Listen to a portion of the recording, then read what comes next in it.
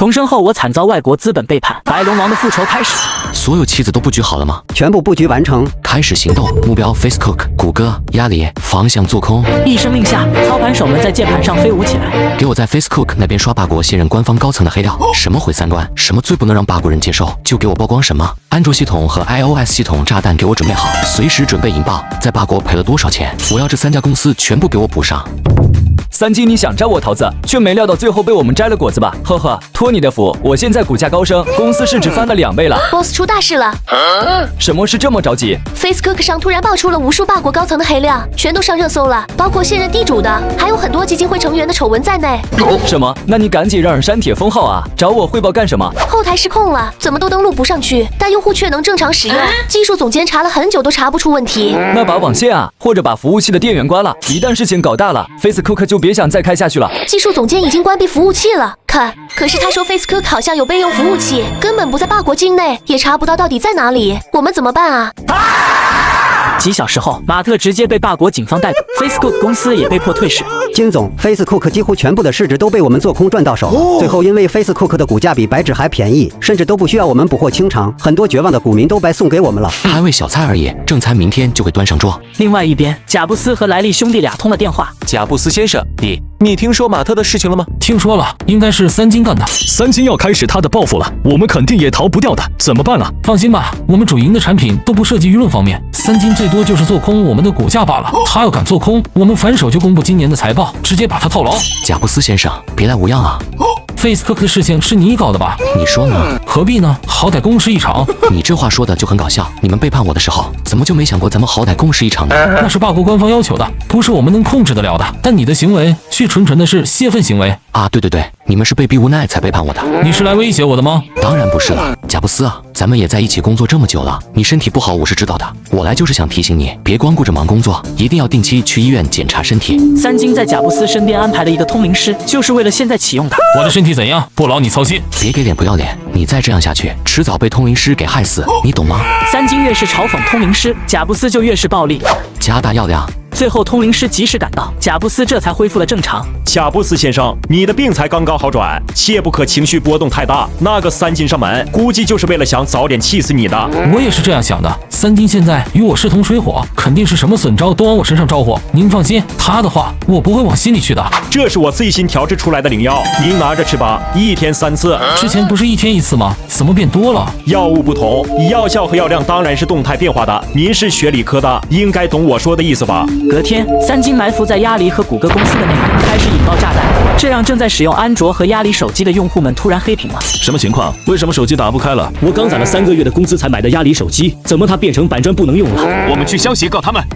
怎么回事？查清楚了没有？现在所有 iOS 系统的手机主板全部损坏了，暂时还不清楚什么原因。同样焦头烂额的还有莱利兄弟。是三金，这绝对是三金的报复。可是他是怎么办到的？查不出原因。现在我们只知道手机的主板莫名其妙的烧坏了，里面的数据无法修复。作为对手，他们完美体验了一波三金狠辣的手段。二位老板不好了，咱们的股票突然被大空头砸盘，股价已经快跌穿了。外面的新闻也满天飞，说是咱们根本找不到安卓手机损坏的原因，也没办法修好，并且咱们打算赖账，不想赔偿用户损失。肯定是三金干的，这种做空手段是他的风格。这次的安卓机损坏事件肯定也跟他脱不了干系。现在怎么办？要召回安卓手机吗？赶紧去找贾布斯。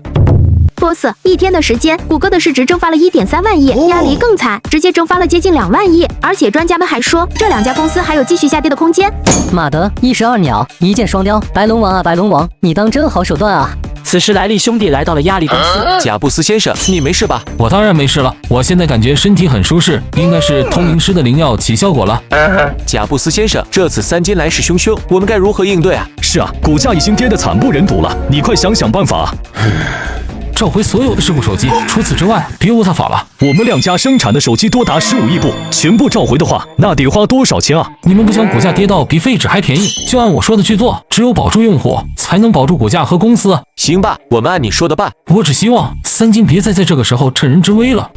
什么？三金还有后手？我们裤衩子都快赔没了，他还想怎样啊？想怎样？他想我们死。不过他的手段虽然残忍，但只要我们熬过这次危机，再重写安卓和 iOS 系统，未来还是一片光明的。回国后，风红阳笑盈盈地找到三金。三金啊，我给你带了个天大的礼物。什么大礼物啊？瞧把您高兴的，被别的国家制裁的滋味不好受吧？好不容易打拼出来的江山，人家一道制裁命令，全部功亏一篑，任谁心里能好受啊？更何况我还是被自己培养出来的人给背叛的。非我族类，其心必异。这些外国人一旦涉及到了利益，他出卖你完全不会有任何心理负担，因为在他们的价值观里，为了自己的利益出卖朋友、亲人都是理所当然的，更别说你一个外国人了。风老教训的是，以后我再跟外国人来往，不会再交心了。你看看这是什么？鸭梨和谷歌的制裁书。我知道你在做空这2家公司，就帮你添一把火，这把火应该烧得够旺吧？够旺，多谢风老。不必谢我，这封制裁书什么时候公布？你配合做空自己决定吧。隔天，鸭梨和谷歌同时对外宣布了补偿方案，这让几乎跌至谷底的股价终于平稳了下来。金总，你这次找我来是什么事啊？老任，你应该听说我在罢国的遭遇了吧？听说了，这群外国人就是竞争不过你，直接完赖。当初若非有先生您，夏威的芯片还不知道从哪里搞呢。想不想跟我玩一把大的？您请说。芯片我有，零件我有，加工生产链我是全球最大。现在就只剩下手机系统了，咱们联合起来搞一个全新的手机系统，搞纯国产手机去赚老外的钱，你看如何？很早之前我就想搞纯国产手机了，今天金总既然有此野心，那我肯定要跟您一起大干一场。不过芯片还有零件、加工厂这些都好说，但是纯原创的手机系统是不是难度有点太大了？这得多久才能搞出来啊？安卓和 iOS 系统都是我一手带出来的，你猜猜我手里有没有源代码？任正义眼前一亮，如果是这样的话，搞一个全新的系统那就简单太多了。我不光有源代码，还有开发这些系统的鼻祖级工程师，那些人都是我亲自招进鸭梨和谷歌公司的。等回头我让他们加入夏威公司，直接集取2家制厂，优化出一套更完美的系统来，作为咱们大夏第一款操作系统。好，如果真能研发出来，绝对是国之幸事。就这样平静的过了2个月，谷歌和鸭梨的股价也在稳步回升。贾布斯先生，你最近身体没什么事吧？我的身体好得很，通灵师已经开始给我服用顶级灵药了。怎么样，要不要把我的通灵师介绍给你们？算了吧，我们身体没什么毛病。贾布斯先生，鸭梨全新的系统和手机是不是快研发好，要量产了？没错，这次是我亲自监督开发的，一旦上市肯定能大爆。我们的全新安卓手机也一样，咱们一个专攻中低端，一个专攻高端，算是良性竞争了。对了，大夏那边的手机赔偿问题你是怎么处理的？大夏那也算是用户吗？反正无论怎么区别对待他们，最终他们也只能选择使用我们的产品。既然如此，又何必赔偿呢？没错，反正他们也只能是嘴上说着抗议，身体却很诚实的购买咱们的产品。